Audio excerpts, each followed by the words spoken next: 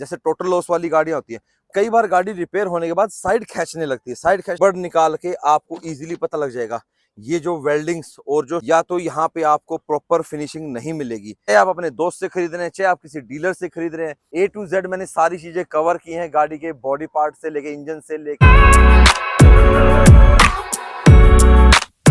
Hello जी, welcome back to channel. कैसे हैं आप सब? उम्मीद करता हूं आप सब बहुत अच्छे होंगे और फुल मजे से अपनी लाइफ को एंजॉय कर रहे होंगे। और आज मैं आपको बताऊंगा कि सेकंड हैंड गाड़ी खरीदें तो क्या क्या चीजें ध्यान में रखनी चाहिए, क्या क्या प्रोसेस रहता है, हर चीज मतलब A to Z. Second hand car खरीदते वक्त आपको किन किन चीजों का ध्यान रखना है, कैसे कैसे आपको गाड़ी की जानकारी लेनी है, कैसे आपको पता लगाना है कि ये गाड़ी ठीक है या नहीं ठीक है, मेरे लिए सही रहेगी या नहीं रहेगी, कैसी गाड़ी की, ये सब कुछ आज हम इस वीडियो में जानेंगे।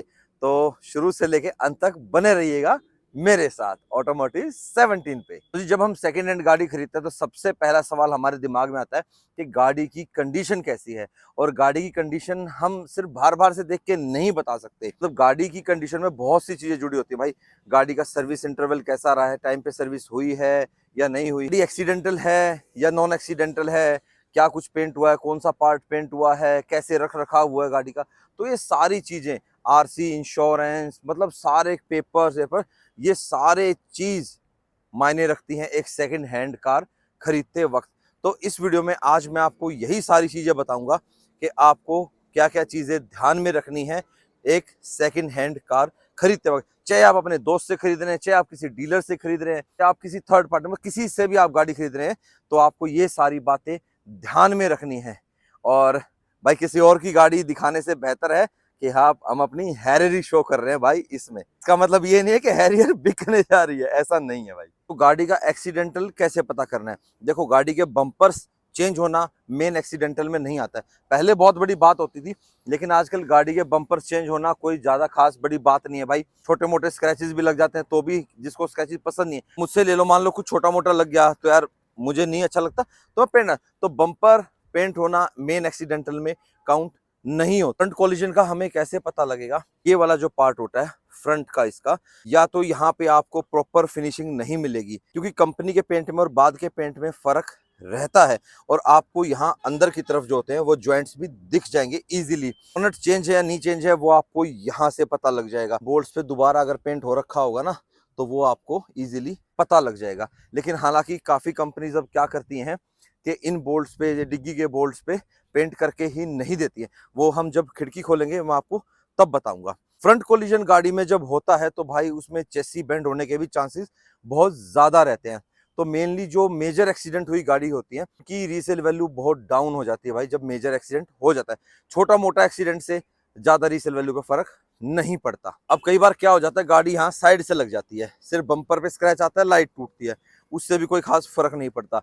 फेंडर हल्का फुल्का बेंड हो गया, मेन आपकी बॉडी पे इफेक्ट नहीं पड़ा तो वो भी चल जाता है। लेकिन रीसेल वैल्यू पे फर्क तब पड़ता है जब आपकी खिड़की बेंड हो जाती है, खिड़की चेंज होती है। अब मैं आपको यहाँ दिखाता हूँ, देखिए ये कब्जा यहाँ तो पेंट हो रखा है, लेकिन खिड़की के पास वाले बोल्ट पेंटेड नहीं है। तो मान लो ये कभी लग जाए, किसी की हो जाए चेंज, तो मतलब उसमें आपको पता नहीं लगेगा। पहले क्या होता था, जो सीलेंट होता था, यहाँ पे सीलेंट लगता था रबड़ के पीछे। अभी मैं यहाँ दिखा देता हूँ आपको। जैसे ये सीलेंट है ना, कंपनी के सीलेंट में और बाद के सीलेंट में फर्क होता है, तो आप यहाँ से भी फर्क पता लगा सकते हैं। लेकिन अभी काफी कंपनीज इस सीलेंट को अच्छे से करके देती है अपने स्पेयर पार्ट्स में, तो उससे पता लगाना भी थोड़ा सा मुश्किल रहता है। लेकिन अगर आप ध्यान से देखें या किसी अच्छे टेक्नीशियन से चेक करवाएंगे तो आपको पता लग जाएगा। दूसरा, टोपल हुई है या नहीं, इस पिलर से पता लगेगा। ये रबड़ निकाल के आपको इजीली पता लग जाएगा। ये जो वेल्डिंग्स और जो शेप देख रहे हो ना, फिनिशिंग देख रहे हो, ये उसमें आपको नहीं मिलेगी अगर वो रिपेयर हो रखी होगी। तो गाड़ी का बी पिलर, गाड़ी मान लो ऊपर से छत चेंज की है, ये पार्ट चेंज किया, गाड़ी का लास्ट पार्ट जो आ गया, ये वाला पार्ट मान लो कभी लग जाती गाड़ी इधर से, तो ये वाला पीस इतना कट के ये वाला पीस जो लगता है ये चेंज हो जाता है। तो ये सारी चीजें आपको ना पता लग जाएंगी। देखो, जैसे मेरे को इतने साल हो गए गाड़ी चलाते हुए, थोड़ा सा एक्सपीरियंस हो गया है इतना अपने को, तो ठीक है, थोड़ा ही बोल देते हैं भाई। ज्यादा बोलेंगे तो कुछ भाई कहेंगे अरे तेरे को ज्यादा ज्ञान हो रखा है। भाई मेरे को पता लग जाता है कि हाँ भाई ये गाड़ी इतनी एक्सीडेंटल है और इतनी एक्सीडेंटल नहीं है, ये पार्ट चेंज है। तो उससे क्या होता है, अगर मान लो गाड़ी सही से बनी हुई है, कई बार गाड़ी सही से बन जाती है एक्सीडेंट के बाद और कई बार सही से नहीं बन पाती। डिपेंड करता है मिस्त्रियों के ऊपर भाई टोटली। वर्कशॉप चाहे आपकी किसी कंपनी की हो या बाहर कोई अच्छा मैकेनिक आपका काम करता हो। बिल्कुल रोड साइड मैकेनिक की बात मैं नहीं कर रहा हूँ, ऑथराइज्ड वर्कशॉप बाहर भी होती है, कई बार उनका काम भी अच्छा निकल जाता है आपकी कंपनी की वर्कशॉप से। तो भाई जैसे टोटल लॉस वाली गाड़ियां होती है, कोई ना कोई तो उनको खरीद के बना के बेचता है ना भाई, तो वो भी उन मिस्त्रियों के हाथ का जस होता है, मतलब उनके हाथ में कुछ कला होती है कि वो उस गाड़ी को अच्छा बना देते हैं और वो गाड़ी मस्त बिकती है।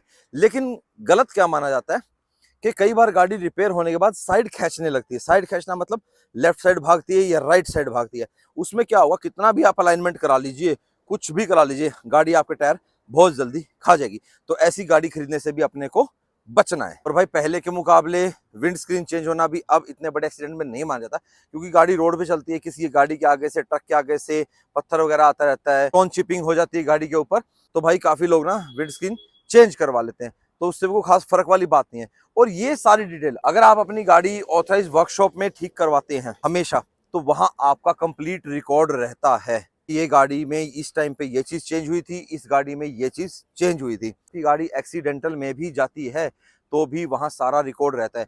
खाली ये नहीं है कि गाड़ी यहाँ आई थी और इसमें ये काम हुआ, नहीं, पूरा डिटेल्ड रहता है वर्कशॉप। अगर आप ऑथराइज वर्कशॉप में अपनी गाड़ी भेजते हो रिपेयर के लिए, सर्विस के लिए, किसी भी चीज के लिए, तो भाई वहां पे आपका रिकॉर्ड रहता है।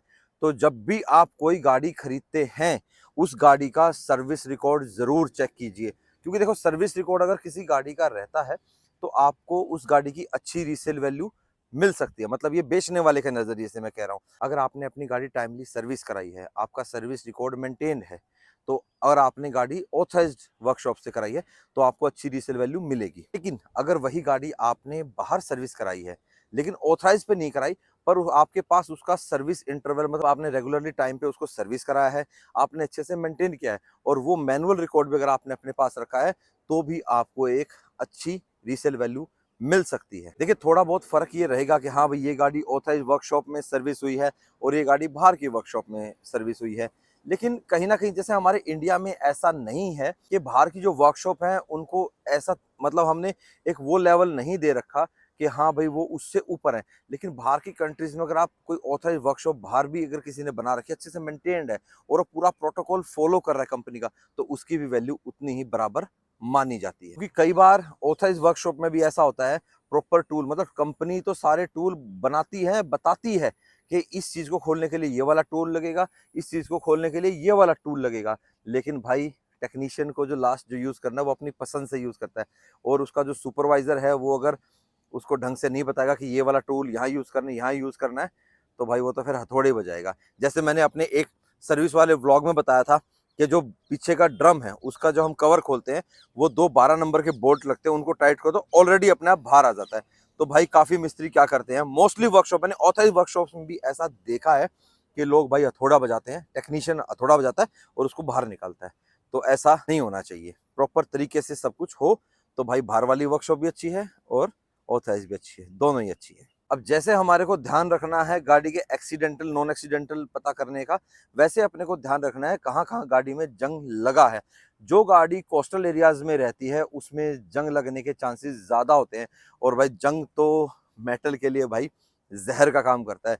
जहां पानी अटक जाएगा वहीं जंग लग जाएगा। जैसे ये गाड़ी है, मान ले यहाँ धुलते हुए यहाँ कहीं पानी जम गया, ठीक है, गाड़ी के आपके इन कोने वाले पार्ट्स में यहाँ से गाड़ी बहुत गल जाती है, ठीक है, कब से गलती है, मतलब जहां पानी रुकेगा, जहां जिस गाड़ी के अंदर पानी रुकने के चांसेस होते हैं, वहां वहां आपको जरूर चेक करना है कि गाड़ी में कहीं जंग तो नहीं लगा। गाड़ी के यहाँ ऊपर जो रबड़ होती है रूफ पे, यहाँ इसके आसपास पानी जमता है, मतलब जहां जहां पानी जम सकता है। मैं एक पर्टिकुलर किसी गाड़ी की बात नहीं कर रहा हूँ, जिस गाड़ी में जहां पानी जमने के चांसेस ज्यादा होते हैं वहां भाई गाड़ी को आप चेक कर लेना। जैसे मैं आपको कॉमन एरियाज बता देता हूँ, जैसे यहाँ डिग्गी है, यहाँ पे इस एरिया में कम कब्जों में यहाँ जंग लग जाता है, यहाँ पानी नीचे रुकता है, वहां लग जाता है। जो आपकी सेडान्स होती हैं उसमें ये ट्रे हटा के जरूर नीचे देखना, क्योंकि वहां पानी चला जाता है और वहां पे जंग लग जाता है। कई बार तो ऐसी ऐसी गाड़ियां मैंने देखी हैं भाई, जिनका जो नीचे का जो फ्लोर होता है, जहाँ स्टेपनी लगती है, भाई पूरा गला होता है, बिल्कुल गला होता है, कुछ भी नहीं होता भाई उसमें। मतलब आप उसको देखोगे ना तो मतलब कहोगे यार ये तो खत्म गाड़ी है, मतलब आप उसपे मुक्का भी मार दोगे तो पतरा वहां से गल जाएगा। और कौन सा एरिया रहता है जो आपकी ये रियर वाला एरिया था, यहाँ अंदर, ये एरिया भी जंग लगने के चांसेस बहुत रहते हैं। अब मोस्टली गाड़ियों में कंपनी आपकी एंटी रस्ट करके देती है। जैसे टाटा हैरियर को मैं ले लूं, मैंने इस गाड़ी को लिफ्ट पे उठा के क्लियरली चेक कर रखा है कि टाटा ने इसको ऑलरेडी जो रबड़ वाली जो कोटिंग होती है नीचे से, वो कंप्लीटली अच्छे से करके दे रखी है। अब इसमें ऐसी रिक्वायरमेंट है नहीं कि मैं इसमें एंटी रस्ट कराऊं, क्योंकि मैंने एक दो बार प्रॉपर तरीके से चेक कर लिया कि हाँ भाई इसको जरूरत है या नहीं है। हाँ, पेंट प्रोटेक्शन के लिए मैंने गाड़ी के ऊपर सेरामिक जरूर करवा रखी है। और जंग से बचाने के लिए एक और अच्छा तरीका है, जैसे आप अपनी गाड़ी कहीं ट्रिप पे जाते हैं, कहीं घूम के आते हैं, देखो छोटा मोटा कीचड़ लगना एक आम बात है, ये तो धुल के साफ हो जाएगा, प्लास्टिक क्लेडिंग पे है। लेकिन आपकी बॉडी जो अंडर बॉडी है वो गंदी नहीं होनी चाहिए। सस्पेंशन में कीचड़ विचड़ जब जमा रहता है, उसकी रबड़ वगैरह बुश वगैरह कटने के चांसेस ज्यादा हो जाते हैं। तो आपको इस चीज का भी ध्यान रखना है। कोस्टल एरियाज वाली गाड़ियों को कम धोना है, और अपना जो कोस्टल एरिया से दूर है अपनी गाड़ी को भाई बिंदास धो सकते हो। कहते हैं ना, लिखा होता है सर्विस स्टेशन पे मीठे पानी से यहाँ गाड़ी धोई जाती है, तो भाई उससे अपना धुलवा लें चेक करके। और गाड़ी धुलवाने के बाद गाड़ी से प्रॉपर पानी ड्रेन हो जाना चाहिए, कहीं कहीं पानी रुकना नहीं चाहिए, क्योंकि जहां पानी रुका वहां जंग लगा। अब बात करते हैं गाड़ी के इंजन के बारे में। अब रेगुलर इंटरवल पे अगर गाड़ी सर्विस होती है तो गाड़ी में भाई कोई मेजर दिक्कत नहीं आती। और अगर हम रेगुलर टाइम पे, मतलब सबसे मेन बात है गाड़ी का इंजन ऑयल, एयर फिल्टर तो भाई कम से कम आपको एक रेगुलर इंटरवल पे चेंज करवा ही देना चाहिए। जैसे काफी कंपनीज कहती हैं कोई 10,000 पे चेंज करती है। अब मोस्टली कंपनियां सिंथेटिक ऑयल डालती हैं तो हर 15,000 पे सर्विस होती है। लेकिन मेरा मानना है कि उसमें भी यार 1,000-2,000 किलोमीटर पहले भी करा लोगे तो कोई दिक्कत नहीं। जैसे मैंने इसकी 14,000 पे करवा दी थी। डीजल इंजन को तो भाई अगर 10,000 पे इंजन ऑयल आप चेंज कर दो तो उससे तो बढ़िया बात ही नहीं। पहले कर दो, कोई नुकसान नहीं है, लेकिन लेट नहीं होना चाहिए आपका इंजन ऑयल चेंज होना। एयर फिल्टर टाइम पे चेंज हुआ हो, इंजन ऑयल आपका, गाड़ी का कूलेंट, टेक ऑयल, पावर स्टीयरिंग ऑयल, तब ये सारी चीज ना आपकी टाइमली चेक होनी चाहिए। और ये आपको पता कैसे लगेगी कि जब गाड़ी का रेगुलर सर्विस इंटरवल रहा होगा, मतलब जो गाड़ी टाइमली सर्विस हुई होगी तो उस गाड़ी का इंजन भी जमा ही मिलेगा। हाँ, कुछ पार्ट्स ऐसे होते हैं जैसे 90,000 किसी की टाइमिंग चेंज है, किसी की टाइमिंग बेल्ट चेंज होनी है, लाख पे चेंज होनी है, तो अगर रेगुलर इंटरवल पे कोई चीज अगर मेजर पार्ट चेंज भी होता है तो वो गलत नहीं माना जाता। हाँ, किलोमीटर्स के हिसाब से देखो रीसेल वैल्यू पे फर्क जरूर पड़ जाएगा, लेकिन एक नेगेटिव इफेक्ट नहीं जाता, क्योंकि आपने एक रेगुलर इंटरवल के ऊपर ही उस गाड़ी का पार्ट चेंज किया है। सस्पेंशन इतने टाइम बाद करवा लिया, रिंग है, बुश है, 70 चीजें हैं यार। और बहुत सी चीजें होती हैं गाड़ी के अंदर, खाली एक इंजन नहीं होता, बॉडी नहीं होती, बहुत सी चीजें होती हैं। इन सारी चीजों का भाई अगर वही बात आ जाती है, एक रेगुलर इंटरवल पे गाड़ी चेक होती रहती है तो गाड़ी जमा बनी रहती है, गाड़ी तंदुरुस्त रहती है भाई। एंड उसकी जब कभी आप उस गाड़ी को बेचने भी जाओगे तो गाड़ी आपको अच्छी रीसेल वैल्यू दे के जाएगी। अब गाड़ी की किलोमीटर रीडिंग भी भाई बहुत मायने रखती है। मोस्टली अगर गाड़ी की वही बात आएगी, अगर टाइमली सर्विस हो रखी है, सारा रिकॉर्ड है, तो बंदा अपनी किलोमीटर रीडिंग बताने में हिचकिचाएगा बिल्कुल भी नहीं। वो ठोक बजाय कहेगा हाँ भाई मेरी गाड़ी इतने किलोमीटर चली हुई है और मेरे पास पूरा रिकॉर्ड है। लेकिन जो बंदा आपको रिकॉर्ड दिखाने से बचता है, मतलब गाड़ी की किलोमीटर रीडिंग बताने से बचता है, या इतने साल चलने के बाद उस गाड़ी के किलोमीटर आपको बहुत कम दिखे, काफी लोग अब बहुत शाणे हो गए हैं भाई, एक हिसाब से कैलकुलेट करके ही वो किलोमीटर रीडिंग बैक करवाते हैं कि हाँ इतने साल में तो गाड़ी ऐसे ही चल गई होगी। एक तो स्टीयरिंग से पता लगा सकते हैं, लेकिन अब स्टीयरिंग से ही पता नहीं लगता, क्योंकि जो मोस्टली स्टीयरिंग रैप है लोग पहले करवा लेते हैं और फिर बार बार चेंज करते हैं, तो आप इससे नहीं पता लगा सकते। आपको इसके सेंटर पार्ट से पता लग जाएगा। वही कह रहा हूँ, डिटेल टेक्नीशियन ये चीज पता लगा सकता है, बताएगा फौरन ये घिसा होगा यूज करने में। ये वाला पार्ट स्टीयरिंग हर कोई इतनी जल्दी चेंज नहीं करता। गियर नॉब से आपको पता लग जाएगा। आपकी जो रबड़ होती है नीचे की, वो आजकल घिस जाती है बहुत जल्दी, क्योंकि पहले ऐसी क्वालिटी नहीं आती। तो इस चीज को मैं अब नहीं मानता। हालांकि ये चीज पहले काउंट होती थी कि क्लच वाला रबड़ इतना घिस गया, ब्रेक वाला इतना घिस गया, उससे कैलकुलेट होता था। तो ये चीजें अब बता ही नहीं सकते भाई ना। आप स्टीयरिंग से बता सकते हैं, गियर नॉब से, भाई साहब आजकल सब चीजें चेंज हो जाती हैं, नई लग जाती हैं। गाड़ी का इंजन, बॉडी, सब कुछ क्लियरली बता देते हैं कि ये गाड़ी कितनी चली हुई है और इस गाड़ी की कंडीशन कैसी है। और आप जब भी कोई गाड़ी खरीदे तो मैं आपको ये जरूर कहूंगा कि आप टेस्ट ड्राइव जरूर लें। चाहे आप अपने दोस्त से खरीद रहे हैं, किसी रिश्तेदार से खरीद रहे हैं, कहीं से भी आप कोई गाड़ी खरीद रहे हैं, तो आपको टेस्ट ड्राइव तो गाड़ी की लेनी ही है। बहुत सारे ब्रांड्स हैं भाई मार्केट में इस टाइम पे जो आपको सेकेंड हैंड गाड़ी प्रोवाइड कराते हैं, गारंटी भी देते हैं आपको, रिटर्न बैक भी देते हैं, कैश बैक भी देते हैं आपको कि 15 डेज का हम आपको कैश बैक देंगे। लेकिन जब तक आपकी तसल्ली खुद से ना हो, गाड़ी को टेस्ट ड्राइव करें। अगर आप खुद से पता नहीं लगा सकते तो किसी अच्छे टेक्नीशियन को, अपने जानकार को आप साथ में लेके जाइए, उस गाड़ी को चला के देखिए कि नई गाड़ी में तो हम क्या पता लगा सकते हैं, नई गाड़ी का तो बस एक हमने ये देखना है कि हाँ कैसी चलती कैसी नहीं चलती। लेकिन जब हम सेकंड हैंड गाड़ी ट्राई करते हैं तो उसमें हमें उसकी भाई खूबियाँ और कमियाँ दोनों चीज़ चेक करनी पड़ती हैं। हाँ, इस गाड़ी में ये अच्छा है, लेकिन इस गाड़ी में ये कमी है। कई बारी छोटी-मोटी कमी के कारण आपको गाड़ी नहीं छोड़नी चाहिए, वो रिपेयरेबल हो सकती है। जैसे बॉडी का कोई पार्ट है, हल्का-फुल्का है, स्क्रैच है, नॉर्मल स्क्रैचेज़ के ऊपर मत जाना भाई कभी भी। नॉर्मल स्क्रैचेज़ आपके रिमूव हो सकते हैं, पेंट हो सकता है। अगर गाड़ी आपकी इंजन से तंदुरुस्त है, कोई मेजर एक्सीडेंट नहीं है, तो वो गाड़ी आपको कंसीडर कर लेनी चाहिए। अगर मान लो कोई गाड़ी मेजर एक्सीडेंट में है तो और प्राइस कम मिल रहा है आपको और को लगता है कि हाँ यार चलो मेरे साथ चल जाएगा, तो वो टोटली आपके ऊपर डिपेंड करता है। मैं उस चीज़ को रेकमेंड नहीं करता भाई। मोस्टली मार्केट्स में ऐसा होता है कि भाई गाड़ी को ऊपर से टनाटन बना देते हैं ना उसके अंदर, और बाद में पता लगता है कि जब इतना मोटा-मोटा बॉडी फिलर भर देते हैं गाड़ी के ऊपर उसको ठीक करने के लिए। मैं ऐसा नहीं कह रहा कि खराब गाड़ी रिपेयर नहीं हो सकती, भाई बिल्कुल हो सकती है, तरीके से रिपेयर हो सकती है। अच्छी गाड़ी रिपेयर होने के लिए ना अच्छा पैसा भी लगता है उस गाड़ी के ऊपर। लेकिन हर कोई बंदा ये सोचता है, अरे यार मैं फटाफट बना के इससे छोटा-मोटा जो बच रहा है मुझे मुनाफा, मैं निकाल के चलता हूँ यहाँ से। ये थिंकिंग चेंज करनी है।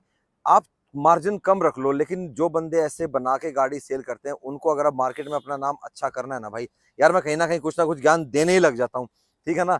तो भाई आप अच्छी से गाड़ी बना के दो और आपकी गाड़ियां बहुत मस्त भी बिकेंगी। मतलब मैं उन बंदों की बात कर रहा हूँ जो गाड़ियां अच्छे से एक्सीडेंटल को ठीक करके बना के बेचते हैं, खुद खरीद लेते हैं फिर बना के बेचते हैं, बंदों के लिए मैं ये लाइन बोल रहा हूँ। बाकी भाई लास्ट कॉल आपकी रहेगी, आपको कौन सी गाड़ी पसंद है, किस सेगमेंट की आपको गाड़ी लेनी है, किस बजट की लेनी है।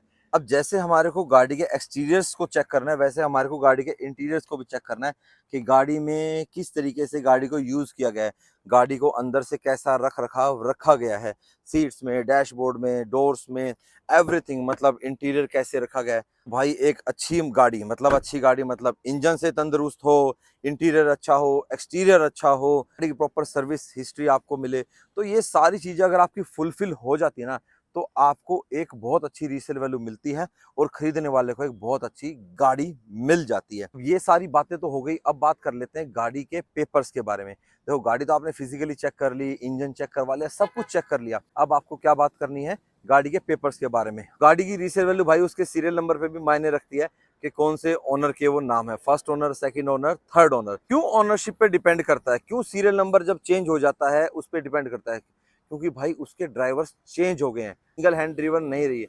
कई बार एक गाड़ी आपकी घर में भी सिंगल हैंड ड्रिवन नहीं होती, कोई उसको चलाता रहता है, तो एक सिंगल हैंड ड्रिवन की रीसेल वैल्यू अच्छी होती है, शायद अगर जो एक गाड़ी हर बंदे उसको चलाएं तो ये भी एक डिपेंड करता है। कहते हैं वकील की, डॉक्टर की, इनकी गाड़ियां, आर्मी ऑफिसर्स की गाड़ियां की रीसेल वैल्यू अच्छी होती है। फिर आता है इंश्योरेंस गाड़ी का, कि गाड़ी का इंश्योरेंस, जब आप गाड़ी खरीद रहे हो उसके पेपर्स आप कंप्लीटली चेक करो, इंश्योरेंस कब तक का है, कब गाड़ी का इंश्योरेंस आ रहा है, कितनी गाड़ी की आईडीवी है, क्या कुछ है, ये सारी चीजें आपको इंश्योरेंस में चेक करनी है। कितना गाड़ी का एनसीबी है, गाड़ी पे क्लेम लिया गया है नहीं लिया गया है, तो भाई ये सारी चीजें आपको चेक करनी है इंश्योरेंस। जब आप गाड़ी को खरीद रहे होते हैं तो वो कहते हैं ना गाड़ी के पेपर्स क्लियर हैं या नहीं है, आरसी, इंश्योरेंस, पोल्यूशन, ये तीन मेन चीज होती है गाड़ी की, ये तीनों चीजें आपकी उस टाइम पे वैलिड होनी चाहिए। गाड़ी जब हम ट्रांसफर कराते हैं तो उसमें रिपोर्ट लगती है एनसीआरबी की, तो भाई वो क्यों लगती है कि गाड़ी कहीं किसी क्रिमिनल केस में तो इंक्लूड नहीं है, कहीं क्रिमिनल रिकॉर्ड में उसका नाम तो नहीं है,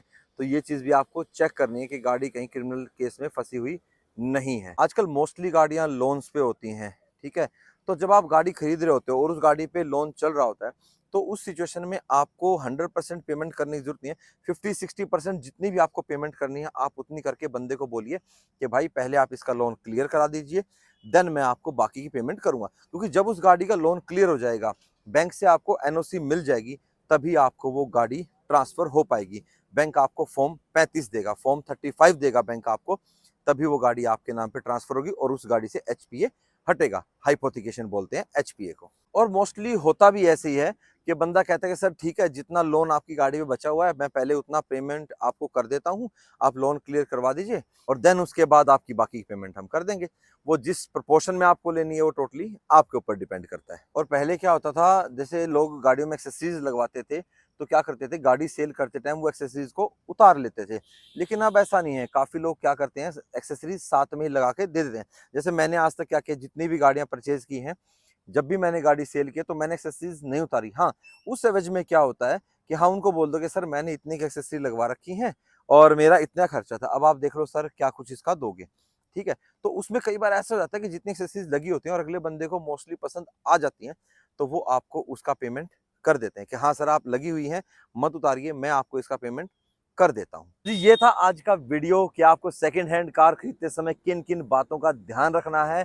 ए टू जेड मैंने सारी चीजें कवर की हैं, गाड़ी के बॉडी पार्ट से लेके, इंजन से लेके, पेपर से लेके, टायर्स वायर्स एवरीथिंग, सब चीजों का आपको ध्यान रखना है और तभी आप एक अच्छी गाड़ी ले पाएंगे और आप एक अपनी गाड़ी की अच्छी रीसेल वैल्यू प्राप्त कर पाएंगे। तो मिलते हैं आपसे नेक्स्ट वीडियो में। Till then bye bye, take care and live the life to fullest. Okay जी, बाय बाय।